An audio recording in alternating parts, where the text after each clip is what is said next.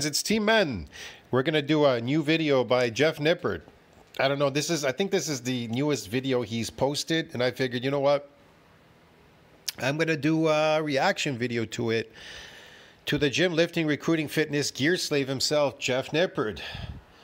Yes. So Jeff Nippard says science-based lifting sucks. Science-based lifting is just statistics about what they got doing this exercise, this trained group, untrained, trained, doing something they're untrained doing, yada, yada, yada. That's all it really is. Why would you do any of that? Those are statistics. Listen, one more time. Science-based training is based on statistics. But science, does it tell you what builds muscle? Yes, because they already know. But that has nothing to do with statistics. Get it? They're telling you, this is what builds muscle, and this is what happens, and yada, yada. That has nothing to do with statistics. Christ. Jeff Nippard it's crazy. Science-based lifting is when you base your workouts around what the science says is best for muscle growth. Yeah, and what does it say? Oh, we had a group and they did 50 sets of 50 repetitions for one leg extension, yada, yada, yada, or whatever. They did something. And this group got this much muscle. This group got that much muscle. I don't know what kind of muscle was it. Was it sarcoplasmic? Was it myofibrillar? What were they doing there exactly? Was it concentric, eccentric lifting? Was it eccentric overload? Was it based on concentric overload? I don't know, bro. They don't even, in those statistics, they never really elaborate completely on them. Now, when I read stuff in PubMed, they talk about, there's some groups there sometimes, they're talking about stuff they tell you this about eccentric or concentric or whatever. And then sometimes they put something there. They did a statistic on something. They had people do some exercise and to see what the outcome was. What was the outcome? That's about it. How many days this lasted or something or whatever. That's not the important part. The conclusion is the most important. You want to find out what's the conclusion there. What did they find? What was their finding? In science, it's always about what was the finding? What did they find? You know, like how should I put it? Like in law, they move for what is it? Discovery. They move for discovery of documents and everything because they want a finding. They want to find something. They want to find out something. Okay, it's like that. It's a similar thing. You're investigating. But that has nothing to do with what you're supposed to do in the gym. You're not going to do those things in the gym, trust me. Relatively new style of training, the opposite of the more old school shut up and let. New style of training? It's stupid. There's only a few variations in training that are important. You know, and I'm not going to talk about it right now. Approach. Science-based lifters do optimized exercises, track their weight. They do what? They track their weight, optimize exercises. Man, we don't exercise. Bodybuilders, we don't exercise, bro. We don't like exercise. Fuck, I hate exercise. I do not exercise. And instead of always pushing their muscles. Look at this. This is exercise, 10 pounds. You think that 10 pounds going up is going to do anything, man? That's why people think this is accessory work, because this is concentric. His lifting is totally concentric for the shoulder. Look at this garbage. And it's so light, 10 pounds going up. That's why they say this is accessory. Bro, when I do my shoulders, I do the whole stack. The whole stack. But that doesn't mean I go like this all the way up with my arm extended all the way out there. It's impossible. I couldn't lift it. You couldn't lift it. It's crazy. Track their weight. Sorry, and instead of always pushing their muscles. Sorry, this thing shut off again. So like I said, you couldn't extend your arm out all the way. You have to use your shoulder to pull it. That's why you're never going to do eccentrics full concentric. It's impossible because you're looking for heavy loads to damage the muscle fiber. It doesn't work like this. It doesn't work like this. It is not accessory work. It's only accessory when you're doing stupid dipshit like this. It's called exercise. As hard as possible, they push themselves in a more controlled way, hard enough to maximize the muscle stimulus, but not so hard that you create too much fatigue. Fatigue, stimulus. You're stimulating anything there. Your whole goal as a bodybuilder is to damage. You understand me? To trigger growth factors in your body. What will grow muscle? Damage. No damage, no growth, bro. It's really, really simple. This is basically how I've trained for the last 10 years, but this style of training is clearly under attack. The big channels now. That's how he's been training for years. That's why he's failed and he went on steroids like this goof over here, Bugenhagen.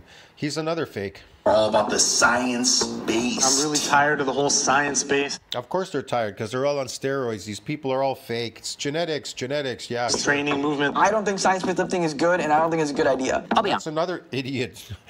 There's another idiot talking. I seen him. His channel yaps a lot. I find these criticisms You know, I find that the dumbest people are the most watched people. They have the highest subscriber. Man, the smartest people I find on the internet have the lowest subscribership. Like Godis, that guy's fucking intelligent. His channel, when he talks about nutrition and food and specific things, fucking man, he really knows his shit, bro. But his subscribership is so small. His channel grows very, very, very small. You want to know why? Because real is not popular. Intelligence is not popular. People like stupid shit. They like dipshit, stupid, dumb shit. And they love failing because they're dumb. They're dumb because they're dumb slaves. And there's nothing you can do. You can't rehabilitate. They have a disability, these dumb slaves. You can't rehabilitate them. You can't do anything fucking with them. Occasionally, you get some intelligent people that come by your channel. The ones that are subscribed to my channel or Godis, they're really intelligent. Want to know why? Because they're looking for the truth. But the stupid people, they're not looking for truth, bro. They're looking for stupid. So they find exactly what they're looking for. Something that reflects them. Stupid. They find something that matches them. They're stupid and they find stupid people. You understand me? They have a connection with stupidity. There you go. a little frustrating, but not for the reasons that you might think. You see, when you search science-based workout on YouTube, I'm the first result. If you search optimal training on TikTok, it's me again. So you might think these critiques frustrate me because an attack on science-based lifting is basically an attack. Because you're the first that does some dipshit stuff? Okay. Nobody cares about you. You're nobody, Jeff. On me, but I don't know why Jeff thinks he's special. Nobody cares about you. They hate you. That's why this guy beat you up in the gym or something. Some big dude. They don't like you. They hate you. They hate your science-based whatever you call it. I don't know. that's not why. The real reason that I find these critiques frustrating is that they're not entirely wrong. I actually agree with some of the critiques about science-based lifting. So in this video, I want to set the records Yeah, critique, science-based lifting, whatever. straight. I'm going to show you all the things everyone thinks are science-based that I actually disagree with. Okay. And then I'm going to show you the few things that are truly science-based and that I do agree with. And by the end of the video, you'll know exactly which aspects of science-based lifting you need to pay attention to and which aspects you can ignore. All right, let's start with the most popular science-based lifting advice that slow negatives are better for muscle growth. Anytime I hear anyone talk about science-based lifting, the first thing I hear is that you need to slow down the negative, that part of the lift where you're lowering the weight back down. But do slow negatives actually build more muscle? Well, let's see. This study had The slow negatives really build muscle? Oh my God, do they really build muscle? If you were unaccustomed to doing them, the very first time they will, but after that they won't build anymore. people train their biceps with preacher curl. And why won't they build anymore? Because you need to progressively overload. Get it? Overload that. Why do you have to progressively overload? So you can eke out more adaptations. That's why. But he doesn't mention that at all in this video. For 7 weeks. One group did a normal 1 second negative, the other group did a slow 4 second negative. After 7 weeks, both groups grew the same amount of muscle. This study What kind of muscle did they grow? How much muscle did they grow? What type was it? He doesn't really tell us anything. had people do squats with either a 2 second negative or a slow 4 second negative. Both groups Is this concentric lifting or eccentric? Is it full eccentric, partial eccentric? What is this exactly? He doesn't really say anything. grew the same amount of muscle. In this study, had people do leg extensions one leg at a time. They grew the same amount of muscle. Okay, whatever. One leg used a normal 1 second negative, the other leg used a slow 3 See, one leg used a slow, the other leg didn't use a slow. What are they measuring? One leg's going to go really slow, one leg's going to go really fast to see which one grows, how they grow? second negative. Both legs grew the same. That's Are you going to do that in the gym too? Are you going to do an experiment? Let's see if this leg goes slow, fast. Oh, no, wait, they did it already for you. So the fast one, it's the growth. So you're going to copy this, right? Is that it? Is that the formula? 3 studies showing that a normal 1 to 2 second negative works Listen, man, bodybuilding is not that complicated. Just do eccentric overload. That's it, dude. just as well as a slower 3 to 4 second negative. Now, Okay. some of you may object that Mike Israetel preaches slow negatives, and he's an expert. Control slow. He's an expert. Go slow, slow, slow, slow, slow. It's fucking light.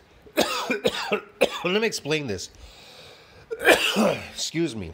Going up, let's say going up is 100%, but going down, it'll be like 50%, 40% going down. And really, when it's going down, it should be 170% going down. So 100 going up, 170 going down. See what I mean? So what he should have did here when he brought it up, he should have lowered it with one arm. Get it? Yeah, that's the mistake he's making. So it will be a progressive overload. And yes, Mike is an expert, and I value it. No, he's not. Mike is not an expert. He's an expert at steroids. He's never done it real, okay, dude? So he doesn't know how it works. His opinion. So I wanted to give him a call and ask him why. So Mike, based on the Yes, ask workouts him we've had why. together, I've gathered that you like to use slower negatives. Could you explain your rationale Can you behind elaborate? Yeah, that's a great question. There are a few layers of rationale. It's a little bit nuanced, and so sometimes I think I get understandably kind of interpreted by other people as like just carte blanche advocating slow negatives. A lot of people will assume that I think there's a direct hypertrophy benefit to them, and I don't think that. But there are some good reasons to use a slower negative. I can tell you, like, okay, slowing down your negative doesn't directly cause any more muscle growth. There you go. Slowing it down doesn't necessarily cause any muscle growth. Why? Why doesn't it? Because it's too light. You're not progressively overloading.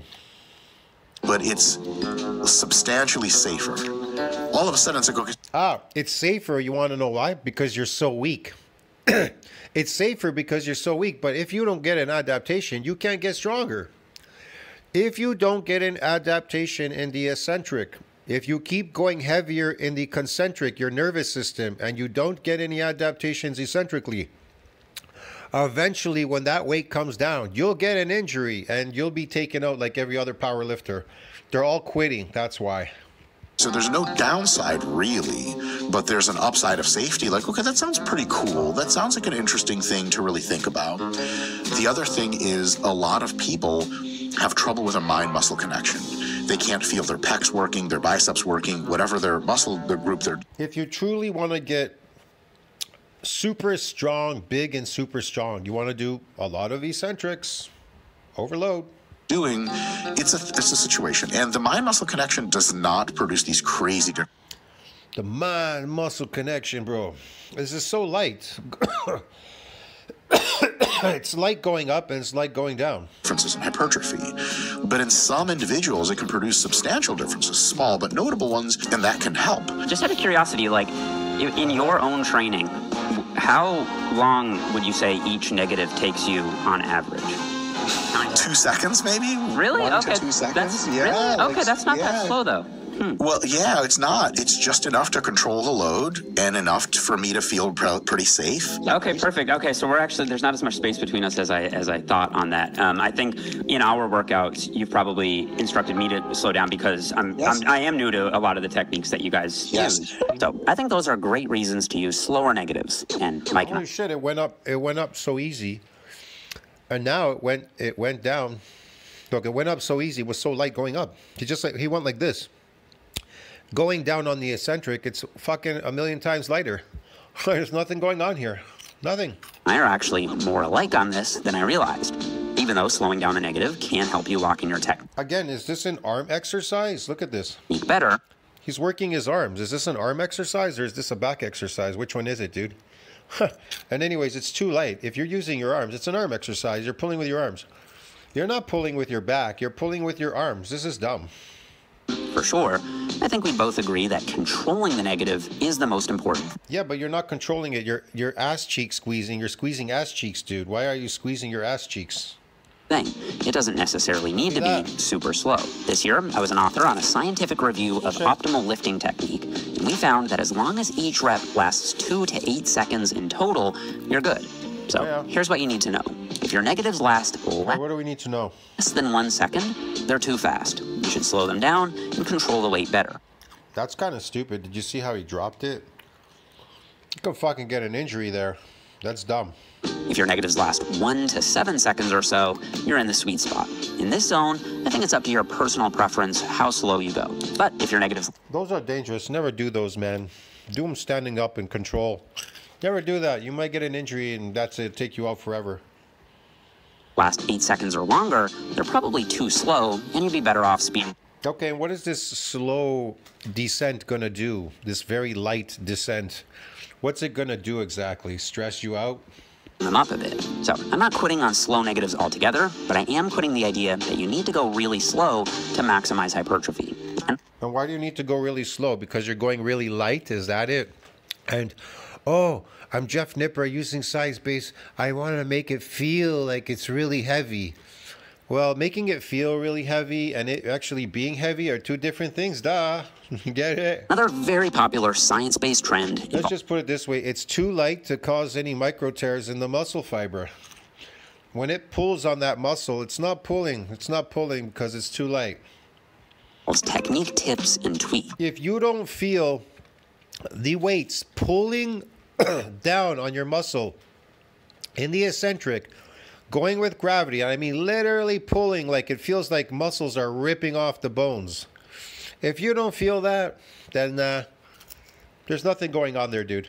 The idea here is that you modify exercises in a specific Look how light this is. It's just going all the way up, down. 10 pounds? What do you think 10 pounds going to do? You think that's going to do anything, that 10 pounds there? Come on, man. science-based way, and you'll build more muscle. I use some of these little tips and tweaks myself. If you use the science-based way, you'll build more muscle, but nobody's building any muscle. I wonder why, Jeff. Like setting the seat back on leg extensions, staying in the stretched half on calf raises, and raising the cable height on lateral raises. Okay. But it goes well beyond that.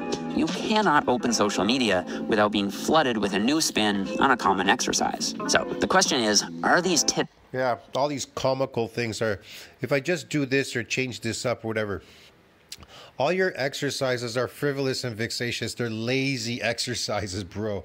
They're shit, they're garbage. and tweaks actually science-based? They're concentric, they're garbage. And how much of a difference do they actually make? Well, I think it depends on the specific tip in question. Anything that you're doing concentrically is accessory work. It's garbage. You do eccentric overload, bro. Some of these tips do work and are based on some direct, peer-reviewed evidence. Some Why is he going all the way up to the top? It should be so heavy that it's pulling you down. of them might work, but are based on more indirect. Look at this, 10 pounds. Zip, zip. This ain't doing shit, man. Just use your shoulder to lift the whole stack.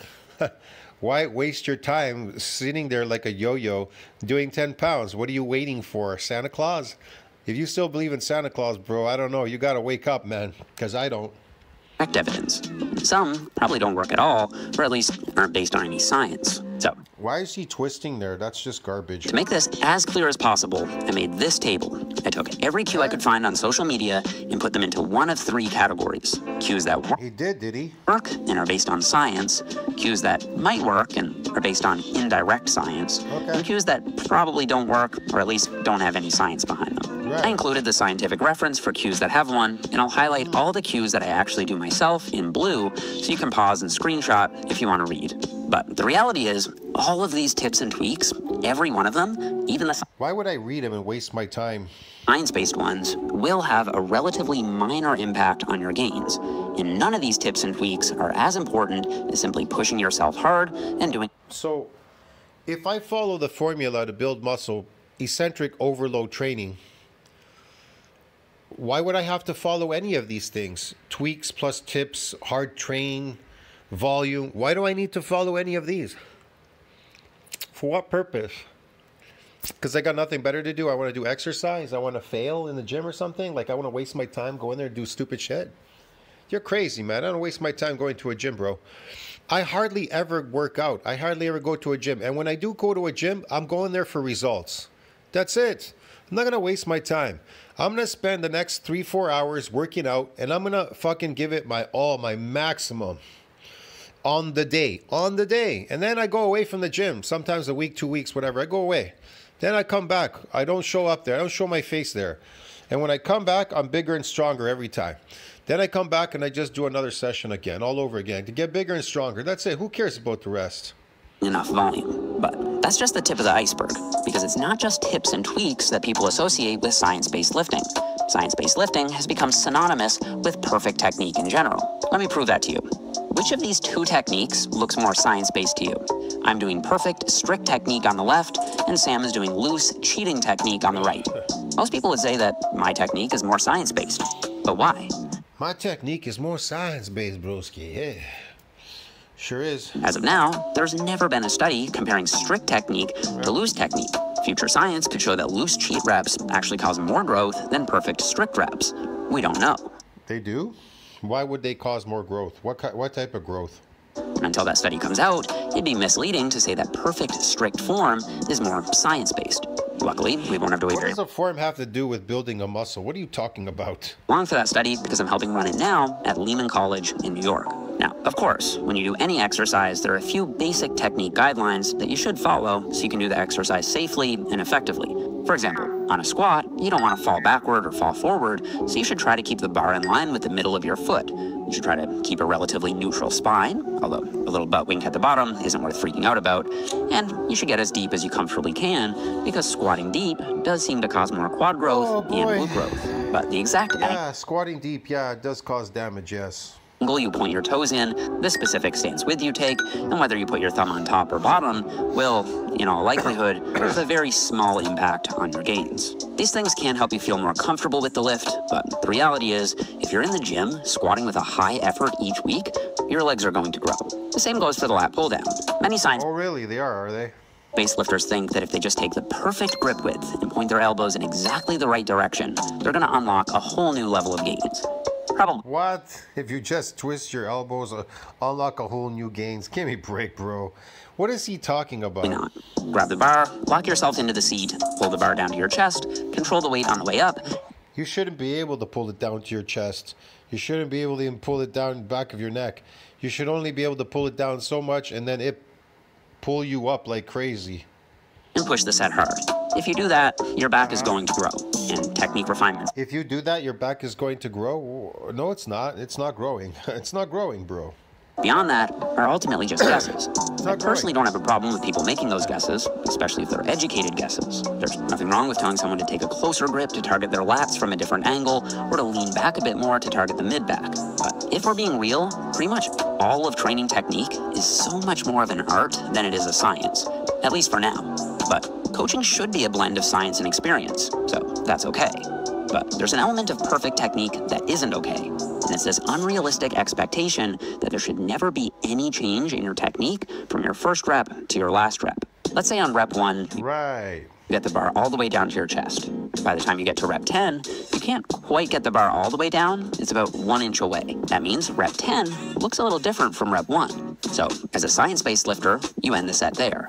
But if you do that, you're leaving quite a few reps in the tank. In my opinion, just because the range of motion was 1 inch less doesn't mean you need to terminate the set.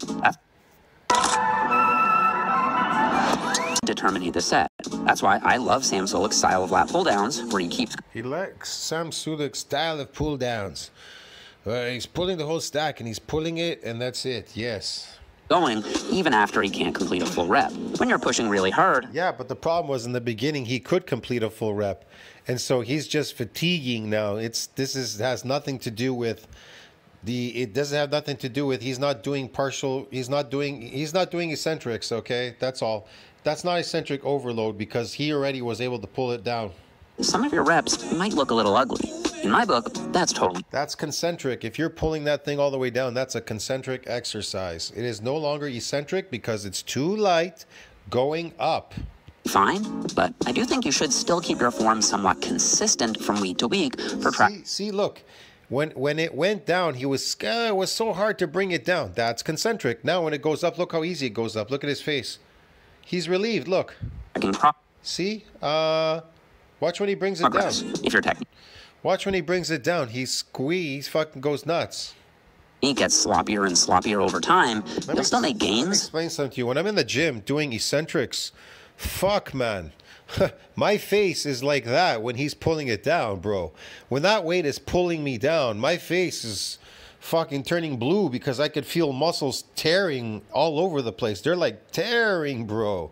Every time this thing is pulling my arms and my shoulders, my back apart and everything, there's fucking tearing going on there everywhere, bro. Come on.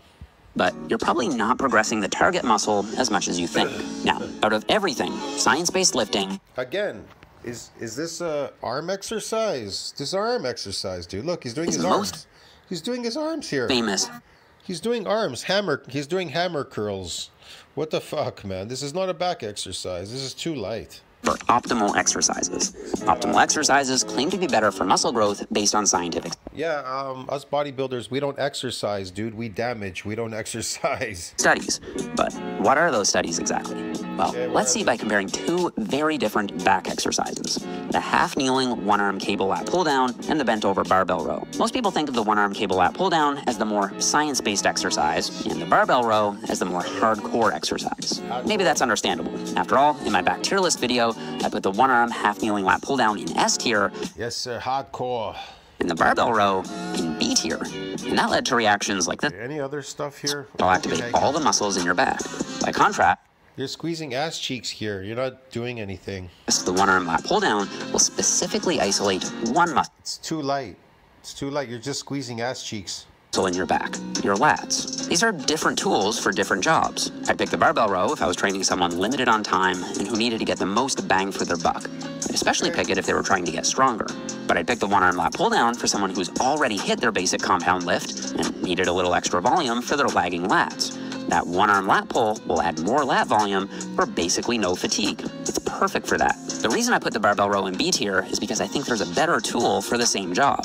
The deficit pendlay row is the same job as the barbell row, plus a bigger stretch in a more standardized range of motion. And the chest-supported machine row does the same job as the barbell row, but with more stability and less fatigue. In retrospect, I just wasn't clear enough on what the tiers meant. So a lot of people thought that the S-tier exercises were the most science-based exercises, A-tier exercises were a little less science-based, and B-tier and below were basically just bro science.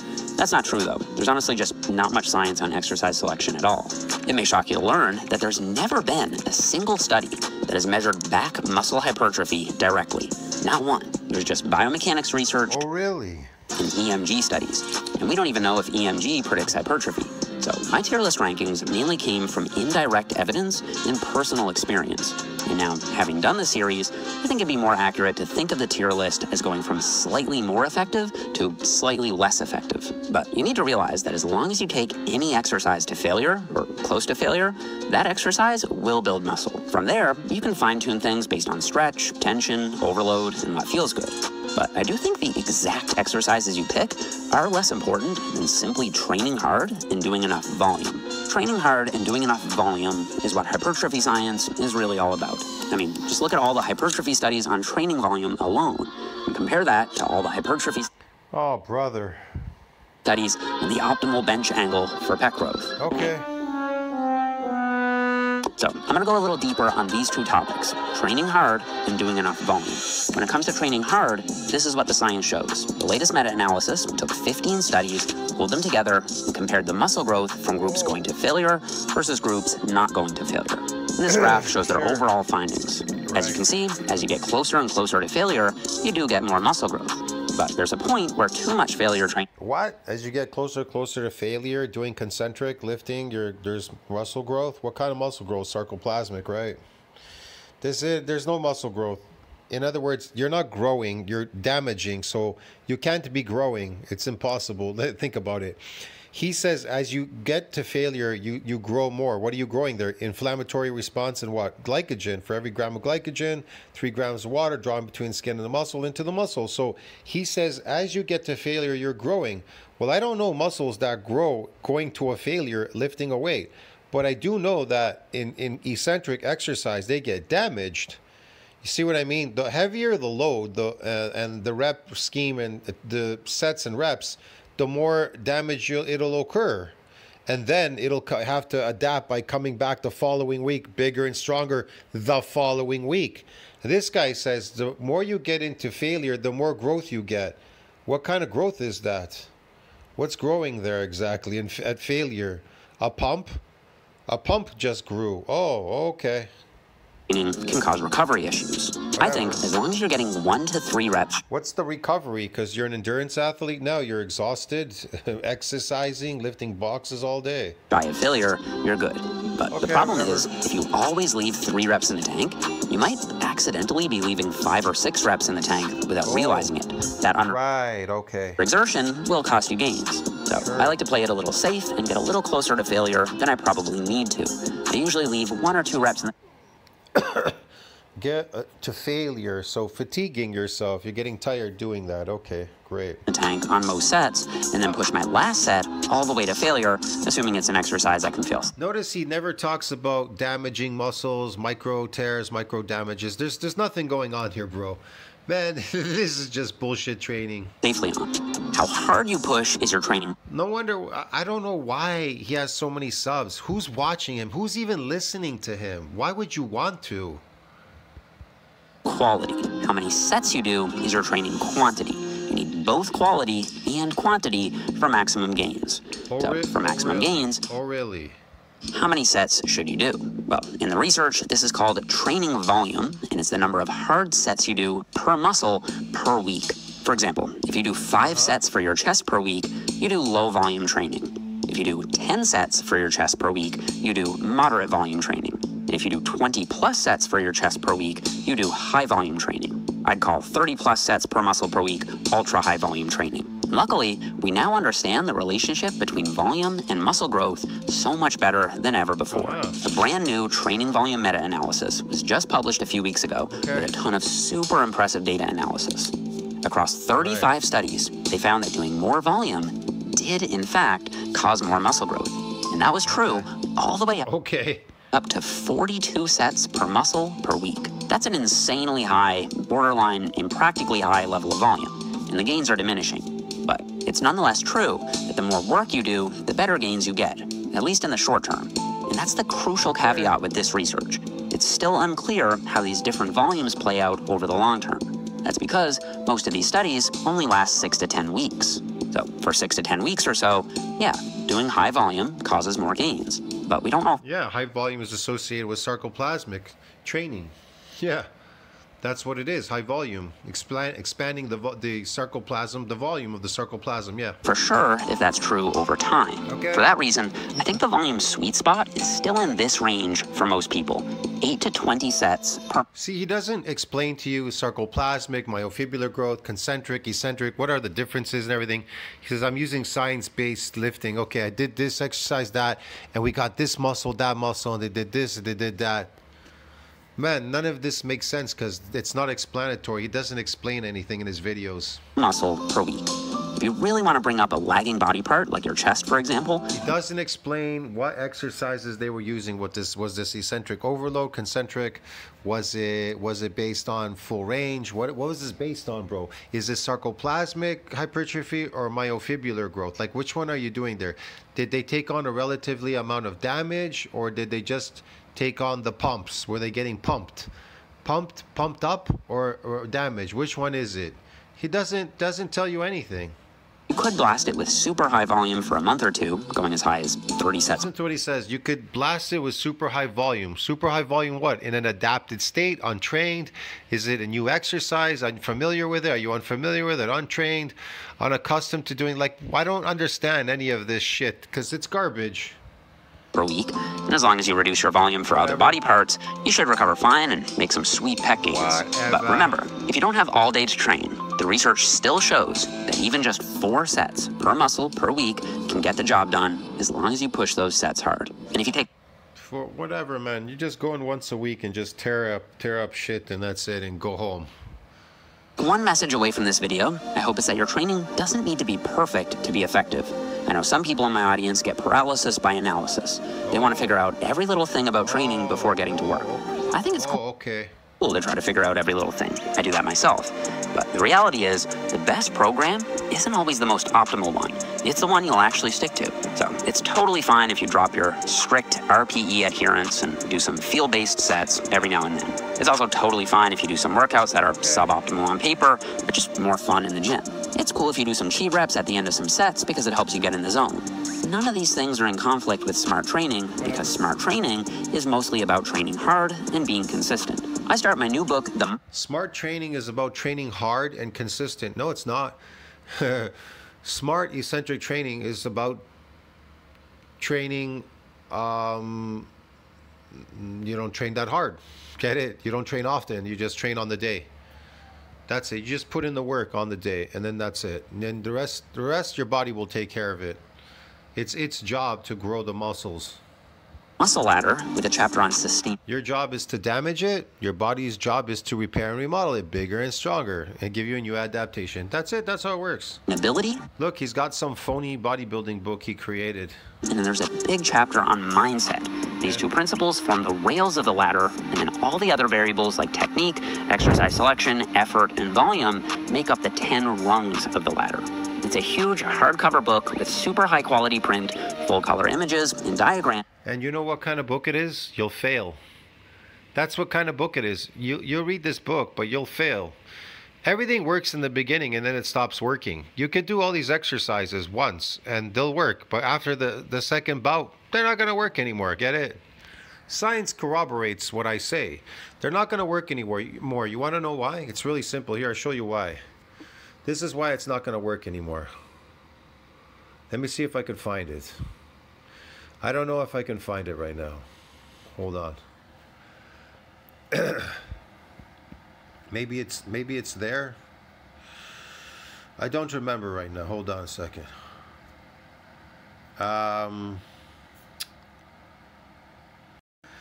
And sorry.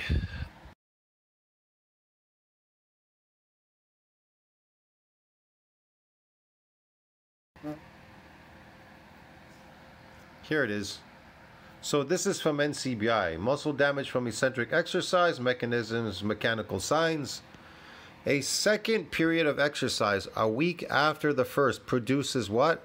Much less damage. This is a result of an adaptation process. One proposed mechanism for the adaptation is an increase in sarcomere number in muscle fibers. So the more muscles you build through an adaptation when you get damaged, the harder it becomes to damage them with a second bout. See what I mean? So unless you start moving for heavier eccentric bouts, well then those muscles are not going to damage. That's it. So this leads to a secondary shift in the muscle's optimum length for active tension. Yeah. It's protected now. So they tell you right here. So that's the same section there, right there. Clinical whatever, muscle damage. They tell you, in eccentric exercise, the contracting muscle is forcibly lengthened. In a concentric exercise, it shortens. While concentric contractions initiate movements, eccentric contractions slow or stop them.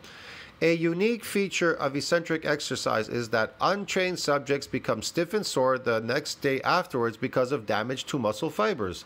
This review considers two possible initial events in response to the subsequent damage to the excitation contracting coupling system disruption, the level of the sarcomeres, other changes seen after the sarcomeres, other changes seen after eccentric exercise, a fall in active tension, shift in optimum length and active tension, a rise in passive tension, are seen a balance in favor of sarcomere disruption, whatever starting point for the damage, as well as damage to muscle fibers.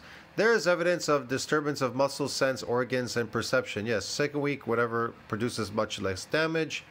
The ability of muscle to rapidly adapt following the damage from eccentric exercise raises the possibility of clinical applications to mild eccentric exercise. Mild, so you're just a lifting slave now. You're not building any more muscle, get it? All forms of exercise, if carried out vigorously enough, can become painful, but only one form of exercise, eccentric exercise, if we are unaccustomed to it, leaves us stiff and sore the next day. During eccentric exercise, the contracting muscle is forcibly lengthened. One commonly, blah, blah, blah, blah, blah, blah, blah, walking downhill, a bunch of stuff, give you damage. There you go. An interesting and important feature of this adaptation process, a second bout of eccentric exercise week after first leaves us much less stiff and sore. The ability of muscle to rapidly adapt to the damage from eccentric exercise to prevent further damage. Why does it do that? The ability of muscle to rapidly adapt to the damage from eccentric exercise is to prevent from further damage. Provides the opportunity for a number of clinical applications. There you go. So why does it do that? So it can prevent from further damage. That's why it makes itself bigger and stronger. The subject of eccentric exercise and its mechanism has been discussed previously in a number of reviews. Yeah, I'm sure it has, man. There's so much stuff on it. Attention particularly of some indicators, the damage from unaccustomed eccentric exercise and their possible mechanisms. The discussion will consider how such indicators might be used in stress, assesses the degree of protection available to an individual, yada, yada, yada, yada, eccentric exercise, boo. Yeah. It is generally agreed that there are two prominent signs of damage in a muscle immediately after it's been subject to a series of eccentric contractions. There are the presence of disrupted sarcomeres in myofibrils and damage to the excitation contraction coupling system. It remains a point of controversy, which is to represent primary event, blah, blah, blah, blah. This damage process begins with the overstretch of sarcomeres. The alternate view is that the starting point is damage to the components of the excitation coupling whatever system something. There you go, man. Just so much stuff here. I'm not gonna go through this. The remaining damage seen during the first few days after the exercise was attributed by the authors the physical disruption of the tension-bearing elements within the muscle, so it suggests that most of the primary damage arises from the EC coupling system and only a small component occurs in the level of the sarcomeres. Supporting evidence comes from the observation that in a mouse, muscle and post-exercise deficit intention can be recovered with caffeine. I don't know what the hell that's supposed to mean, but whatever. I don't know what they say caffeine for. They always like say shit there, but whatever. You get the point, man, bro. So this is coming from there. And this tells you here too. It's in my channel. I tell you in my channel too. I have a section in there. It tells you about muscle damage, this stuff, whatever. Why there's less damage, and if there's no damage, there's no growth. It's really simple, dude. Let me finish this video. I'm gonna finish this video. Workouts around what the science says. Sorry, we're over here. Hold on a second. We're way at the end here already. Book, The Muscle Ladder, with a chapter on sustainability, and then there's a big chapter on mindset. These two principles form the rails of the ladder, and then all I don't want to know. diagrams plus 20 training programs. So I'll link it in the description box down below. I also want to quickly mention that my nutrition app MacroFactor is doing a massive $100,000 transformation contest starting January 1st. To enter, all you need. I'd do that if he's going to give me $100,000, but whatever. Transformation contest, but I'm already transformed. You going to transform me even more? Just give them a steroid. There's the transformation, cosmetics. To do is download MacroFactor and enter the contest through the link below. The person with the best transformation will win $50,000, and then 100 other people will also win a $500 cash prize. It's a huge opportunity to not only transform your physique in the new year, but also have a pretty good shot at winning some cash. So I'll link that in the description box as well. All right, that's it for this one, guys. Don't forget to leave me a thumbs up if you enjoyed the video, subscribe if you haven't already, and I'll see you. Yeah, guys, that's the move. That's the one. I'll see you in the next one. Touch, think about that. Like, subscribe, support the channel. See you in the next video. Chum on.